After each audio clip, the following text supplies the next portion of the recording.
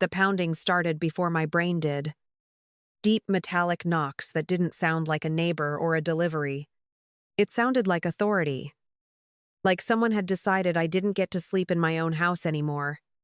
I sat up, pulse already sprinting. And for a second, the room looked foreign gray light pressing through the blinds. The clock insisting it was just after 6. My throat felt dry as if I'd swallowed dust. And the air carried that pre-dawn stillness that makes bad news sound louder. I pulled on a sweatshirt, moved through the hallway with the kind of quiet that comes from years of training yourself not to make noise, and stopped when the knocking came again. A voice followed, firm and low county sheriff's office. Open the door. The words didn't echo. They landed like a verdict. My hands went cold. But I moved without hurry because panic only makes you sloppy. And sloppy turns into stories other people tell about you later. When I flipped on the porch light and looked through the peephole, a deputy stood there in uniform. Clipboard in one hand, vest marked with the county emblem. Behind him, a patrol car idled at the curb. Lights off. Engine quiet. Like he didn't want to wake the street. Across the road, 2 silhouettes waited by the neighbor's mailbox. My parents. My mother's arms were crossed. My father's hands sunk in his coat pockets. Both steady as if this were a show they'd bought tickets to. I opened the door but left the chain on. The deputy said, "Ma'am, are you Aaron Caldwell?" I told him yes. And he introduced himself as Deputy Rivera from the County Civil Unit. He held up a document and said it was a writ of possession, an eviction order. The word hit like a shove. I said, "This is my house. There has to be a mistake." He didn't flinch. Only replied, "Ma'am, I'm here to execute a court order, not debate ownership." My mother called out across the street. Her voice cutting through the morning, "You should have done what family asked." My father added, "Pack up. Aaron, it's happening today." Deputy Rivera glanced their way, then lowered his tone. "Do you have somewhere you can go?" he asked. The question wasn't cruel, just routine, but it landed heavy. I said, "I'm not going anywhere until you show me what this is." He turned the page slightly so I could read. My name sat there in clean black print, cold and official. I asked who filed it. He hesitated before saying, "Thomas and Linda Caldwell." My parents didn't move. My mother even lifted her chin. Proud of the line being read aloud, something inside me went still. They hadn't just threatened to take the house, they'd gone into a courthouse and made themselves the reasonable side of the story. I asked when it was filed. Rivera checked the paper and said judgment was entered last week. I'd been here, watering the plants, paying the bills. Never served. Never warned. The service address read like a joke, the rental they'd lived in 15 years ago. He confirmed it quietly. And I said, "That's not my address." He didn't argue, only said it was what the record showed. From across the street, my mother called again. Soft and false. We tried to do this the easy way. I kept my focus on the deputy. "Can I see the return of service?" I asked. He turned one page back, thumb steady, and showed me a line that read "Substitute service accepted by adult female occupant." The signature underneath was familiar, my mother's handwriting. Neat and careful. I didn't raise my voice. I didn't ask why. I just understood that this wasn't an eviction. It was an ambush wrapped in paperwork. Deputy Rivera held the page steady so I could read. And I saw the address printed beneath my name. It wasn't my house. It was the old rental my parents used 15 years ago. A one-story place with cracked stucco and a leaning mailbox. Long sold and forgotten. "That's not my address," I said, keeping my tone even. Rivera scanned the line again and replied quietly, "It's what's listed on the return of service." I asked when the judgment was entered. And he said last week. His voice clipped. Rehearsed. I told him I'd been here all week. That no one had served me anything, he said. The court shows notice delivered to that address. Signed by an adult female occupant. I didn't have to ask who. The handwriting on the photocopy was neat and familiar. My mother's practiced loops on the sea in Caldwell. Rivera's eyes flicked toward the street where my parents still stood watching. I asked. And that's enough for a judge to grant eviction. He exhaled through his nose and said, if no one contests service, yes. Across the street, my mother raised her voice. Her tone too smooth for the situation. We tried to handle this privately. Aaron, you forced our hand, my father added. Pack what you need. We'll send for the rest. Rivera looked uncomfortable. Not surprised. Just resigned, I said. So they filed at the wrong address. Signed their own notice. And you're here to make it real. He didn't confirm. Only said, I'm here because there's a court order. I nodded once. Stepped back. And kept the chain locked. Inside. The house felt smaller. The kind of silence that carries weight. I took photos of the paperwork. Each page numbered. My name visible beside the false address. Outside. My parents hadn't moved. I heard my mother's voice drift through the window. Soft enough to sound kind. It didn't have to be like this. I whispered to myself. No. It didn't. And slid the deadbolt into place. The metal clicked cleanly. The only sound in a morning built entirely on lies. The courthouse opened at 8. And I was already standing in line with the same papers Rivera had shown me. The civil division counter smelled faintly of coffee and disinfectant. And the clerk behind the glass barely looked up when I said I needed to file an emergency motion. He asked for the case number. And when I read it, he paused long enough for his fingers to stop moving on the keyboard. Judgment was entered last Thursday. He said, Plaintiff is Thomas and Linda Caldwell. I asked if it showed proof of service. And he nodded. Printing a page. Return indicates substitute service at 142 Alder Lane. I told him that wasn't my address. He looked closer and said, Signed by an adult female occupant. I said, Can I see the signature? He slid the page under the glass. My mother's name curved across the line like a signature she'd practiced. I said, That's the plaintiff's handwriting. The clerk didn't react. Only murmured, If it's on record. The court assumed notice was proper. I asked how to fix it. And he said, You file a motion to vacate default and request a stay of enforcement. I asked how long that would take. He said, Depends on the judge's calendar. And added, You'll want to move fast if the writ's active. I opened the folder from home and showed him the deed from my grandfather's probate file. The property distribution letter with my name. He looked at the header and blinked once before saying, This house was recorded under your name last year. I nodded. Then how can they file as landlords? He clicked again and turned his monitor slightly so I could see. On the screen was a one-page rental agreement. My name typed neatly at the top. My parents listed as owners. The signature below looked like someone tracing my handwriting through a window pane. I said quietly, That's not mine. He didn't confirm. Only reached for the printer and said, Highlight this section. The judge will need to see it. When he handed me the packet, he said, If you want a hearing today, request Department 3. I asked who the judge was. Ellison, he replied, tapping the stamp onto the corner of my form. I asked, Is she strict? He gave a thin half-smile. She reads everything. The stamp left a blue mark that bled through the paper. Heavy and final.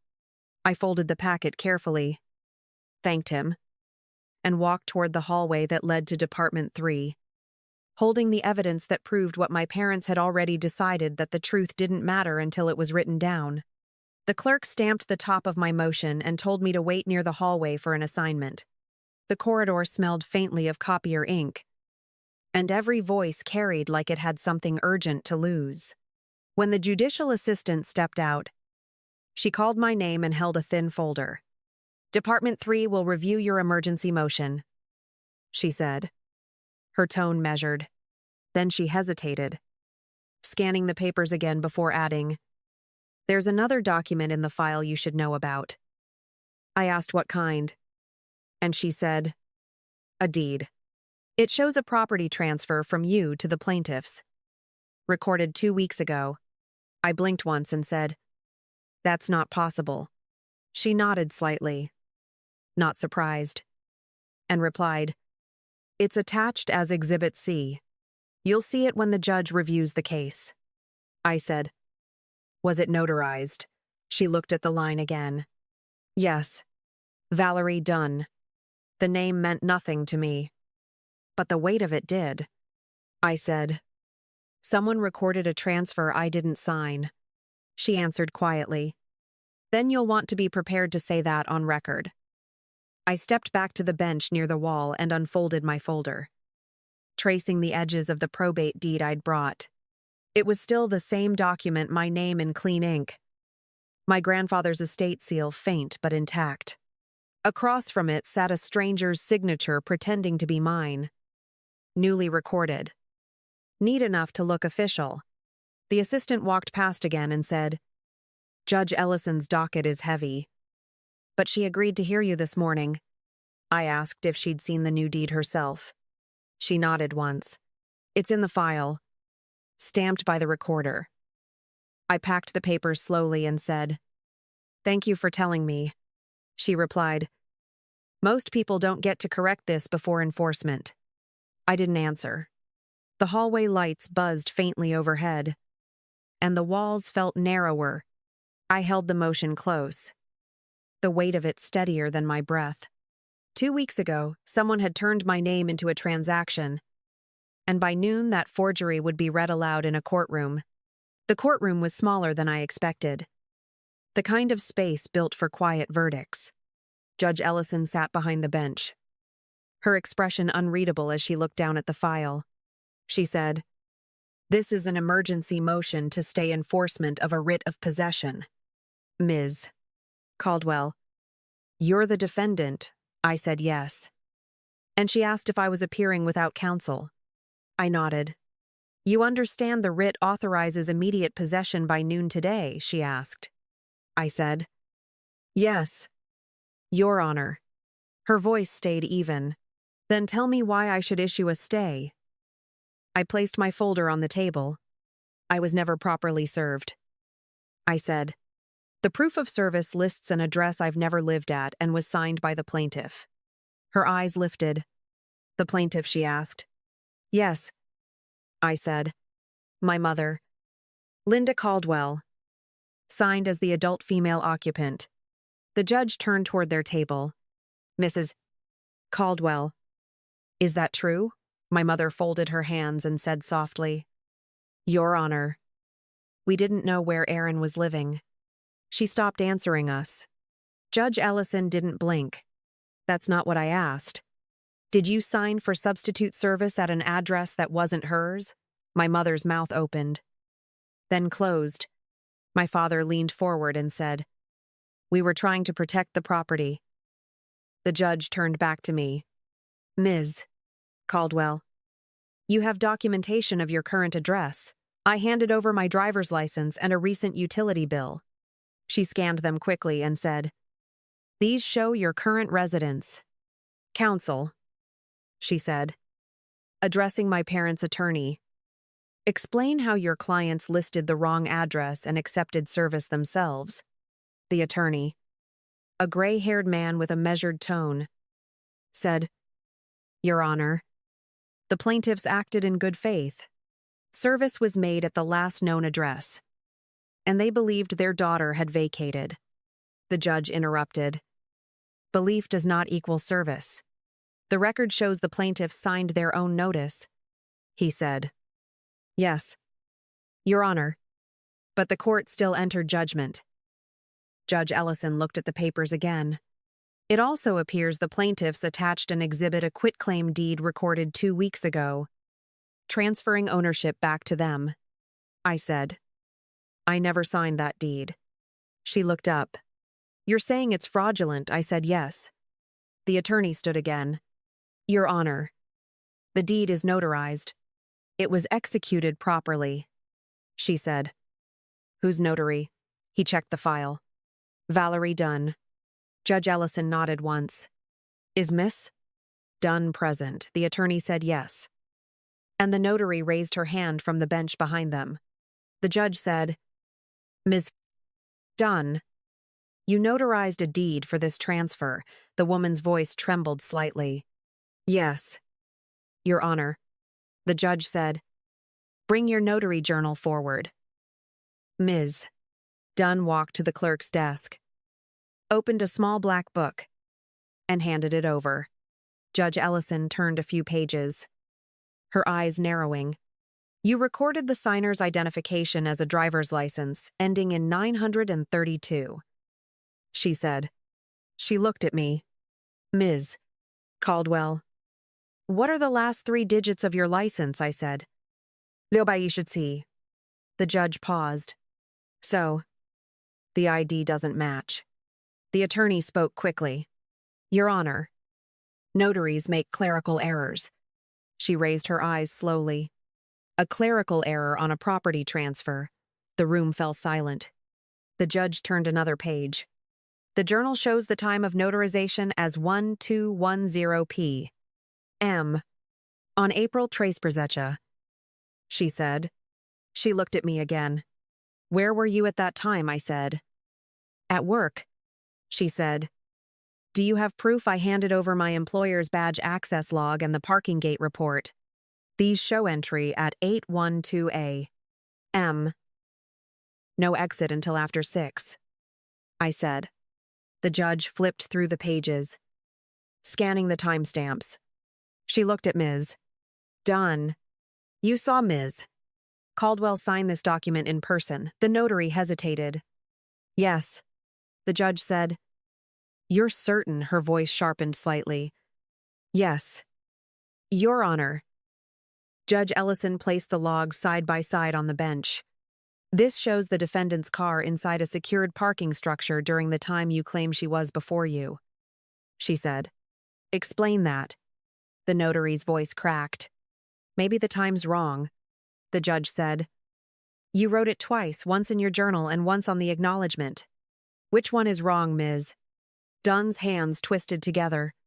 Maybe she signed earlier. The judge cut her off. Earlier than noon. Or earlier than reality, my parents' attorney said. Your Honor. We object to the tone. She said. You may object to the consequences instead. The judge set down the journal. This court will not enforce a writ based on an invalid deed and defective service. She said. The attorney began to speak. But she raised her hand. Enough. The motion to stay is granted. My mother gasped softly, and my father's jaw clenched. The judge continued. The writ is suspended pending a hearing on the motion to vacate default. The deed will be referred to the district attorney for potential fraudulent conveyance. The notary will be referred to the Secretary of State for review of commission. She looked directly at my parents. You may not enter or attempt to control this property. Any further action without court approval will constitute interference. The attorney asked quietly. Your Honor, may we address possession after the hearing? Judge Ellison replied. No. Counsel, you may address your client's conduct. She turned back to me. Ms. Caldwell, I recommend you record this, stay with the county, and contact the recorder regarding the deed. I said. Yes. Your Honor, she added. Bring certified proof of ownership and your employer's access verification to the next hearing. I nodded. The judge signed the order, the pen scratching across the page with the weight of final authority. When she looked up again, she said. Court is adjourned. As the gavel struck once, the attorney gathered his papers quickly. My parents stood stiffly, their faces a mix of confusion and anger they couldn't express out loud. The notary clutched her purse and followed them out without meeting my eyes. I stayed still until the clerk handed me my copy of the signed stay. The blue stamp at the bottom bled faintly through the paper, the same color as the one on the forged deed. But this one was real. I folded it carefully and walked toward the exit, every step echoing with the sound of something they could no longer undo. The sound of the gavel was still echoing when the judge's order sank in. My parents stood without speaking, their faces stripped of the certainty they'd worn all morning. The attorney whispered something to them, but neither moved until Judge Ellison said, "The default judgment is vacated. The writ of possession is dissolved. This court finds improper service and lack of standing." My mother tried to speak, her voice breaking on the first word. But the judge said, "No. Mrs. Caldwell, you've said enough." The next words came steady, each one landing like a door closing. "This matter is referred to the district attorney for investigation of fraudulent conveyance and conspiracy." Judge Ellison said, "The notary will be referred to the Secretary of State for review of her commission." My father's jaw locked tight as if holding back the sound of it. My mother's hands clutched the edge of the table, knuckles white. The judge continued, "The defendant will record a certified copy of this order with the county recorder. Any further interference with the property will result in law enforcement action." When the hearing ended, the clerk handed me a stamped copy of the order, the blue ink still damp. My parents walked past me without meeting my eyes, their lawyer close behind, his voice a quiet rush of damage control. The notary left last, face pale and small, the journal pressed against her chest like proof of a mistake she couldn't undo. I stepped into the hallway and folded the order carefully, the paper warm from the stamp. Outside, the air felt thinner, almost weightless. I called Deputy Rivera's number from the card he'd given me and said, "The stay is granted. The eviction's off," he said. "Copy that." "Ma'am." "We'll mark it cleared." His voice was calm, procedural, but it carried something else too, finality. I hung up, slipped the paper into my bag, and walked toward the sunlight at the end of the corridor, knowing they couldn't touch the house again. 2 weeks later, the courthouse felt quieter, its hallways nearly empty when I returned to pick up certified copies of the final order. The clerk stamped each page without comment, the blue seal heavy against the white paper. I took them straight to the county recorder's office and asked the clerk to attach the ruling to the parcel file. She looked at the document, nodded once, and said, "This will stay on record permanently." I said, "That's all I need," and watched her scan the pages that had turned my parents' story into evidence. The recorder printed a confirmation slip and said, "You can request a fraud alert notice too." I said, "It's already active."